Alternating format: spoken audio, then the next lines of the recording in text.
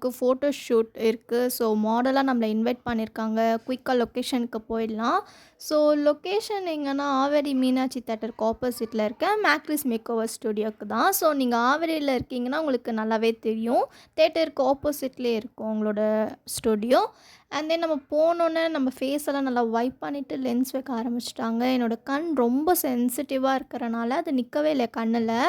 நான் first time இப்போ தான் லென்ஸ் வியர் பண்ணுறனால ரொம்பவே கஷ்டமா இருந்துச்சு எனக்கு. ஸோ நெறைய வீடியோஸில் பார்த்துருக்கேன். பட் எனக்கு வைக்கும்போது தான் தெரிஞ்சிச்சு அதோட பெயின் என்னன்னா, என் கண்ணுல சுத்தமா நிக்கவே இல்ல.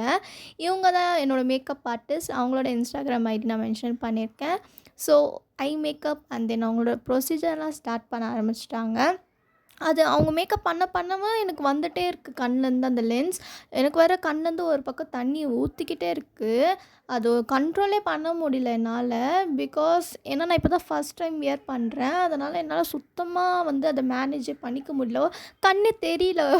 கண்ணே தெரியலங்க. நேரா பார்த்தா தான் கண்ணு தெரியுது. சைட்லலாம் பார்த்தா ஒரு மாரி வெள்ள வெள்ளையா தெரியுது. அந்த மாரி இருந்துச்சு. பட் மேக்கப் வைஸ் சொல்லணும்னா ரொம்ப அழகாவே பண்ணியிருந்தாங்க. ஐ மேக்கப் செம்மையா இருந்துச்சு அந்த லென்ஸோட பார்க்கும்போது. ஆனா என்ன ஆயிடுச்சுன்னா, அது நான் அழுது, அழுது, அழுது லென்ஸே கிழிஞ்சு போயிடுச்சு. அந்த அளவுக்கு வந்துட்டு என் கண்ணு ரொம்ப சென்சிட்டிவா இருக்குதுன்ட்டு எனக்கே அன்னைக்கு தான் தெரியும். ஸோ என்னோட லுக் என்னன்னா, ஒரு ஆஃப் சாரி ரிசப்ஷன் லுக் மாரி தான் கிரியேட் பண்ணியிருக்காங்க. ஸோ கலர் வந்துட்டு pink and green shade colour தான் என்னோட காஸ்ட்யூம். அதனால தான் வந்துட்டு ஐ ஷேடோ வந்து க்ரீன் கலரில் கொடுத்துருக்காங்க. என்னோட லிப் ஷேட் வந்து பிங்க் கலரில் கொடுத்துருக்காங்க. ஸோ காஸ்ட்யூம்க்கு மேட்ச் ஆகுற மாரி. ஸோ அழகாவே பண்ணியிருந்தாங்க. நம்ம மெயினாக மாடலாக போகிறோன்னா, நம்மளுக்கு ரொம்ப ரொம்ப பொறுமை வேணும். அதோட பொறுமை மேக்கப் ஆர்டிஸ்ட்டுக்கு வேணும். பிகாஸ் அவங்களுக்கு கழுத்து வலிக்கும், கை வலிக்கும். அவங்க நின்னுட்டே பண்ணுறாங்க. நம்மளாவது உக்காந்துருப்போம்.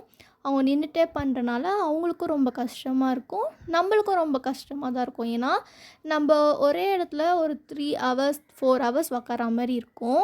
நம்ம எழுந்தும் போக முடியாது. ஏன்னா, தொடர்ந்து அவங்க மேக்கப் பண்ணிகிட்டே இருப்பாங்க. ஃபேஸ் மேக்கப் பண்ணுறதுக்கே ஒரு 2 ஹார்ஸ், 3 ஹார்ஸ் ஆகும். அண்ட் தென் ஹேர் டூ பண்ணுறதுக்கும் ஒரு 2 ஹார்ஸ் அந்த மாரி எடுக்கும். மோஸ்ட்லி வந்துட்டு ஒரு லாங் ஹேர் இருக்கிற மாரி தான் ப்ரிஃபர் பண்ணுவாங்க. அப்போ தான் ஹேர் டூ வந்துட்டு ரொம்ப அழகா வரும். அதனால் ஸோ லாஸ்ட்டாக செட்டிங் ஸ்ப்ரேலாம் போட்டு முடிச்சு ஃபேஸ் மேக்கப் முடிச்சுட்டாங்க. தென் ஹேர் லுக்கு. ஹேர் வந்துட்டு ஃபஸ்ட்டு க்ரிம் பண்ணுவாங்க.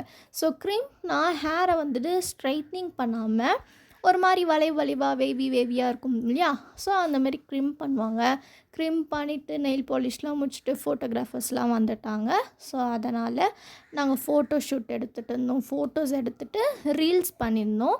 ஸோ ரீல்ஸும் எடுத்திருந்தோம். என்னோடய இன்ஸ்டாகிராம் ஐடியில் வந்துட்டு நான் போட்டிருக்கேன். ஃபோட்டோஸும் போட்டிருக்கேன், ரீல்ஸும் போட்டிருக்கேன். ஸோ பார்க்கணும்னா என்னோடய பேஜை போய் நீங்கள் ஃபாலோ பண்ணி பார்த்துக்கலாம்.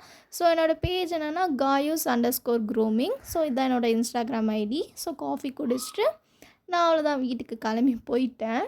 என்னடா அந்த ஷால் எங்கேயோ பார்த்த மாரி இருக்குன்னு நீங்கள் யோசிச்சிங்கன்னா, நான் போட்டிருந்த அந்த ஆஃப் சாரியோட ஷால் தாங்க அது. இந்த மாரி வீடியோஸ்லாம் உங்களுக்கு பிடிக்கும்னா என்னோட சேனல் சப்ஸ்கிரைப் பண்ணிக்கோங்க மறக்காமல். Bye guys.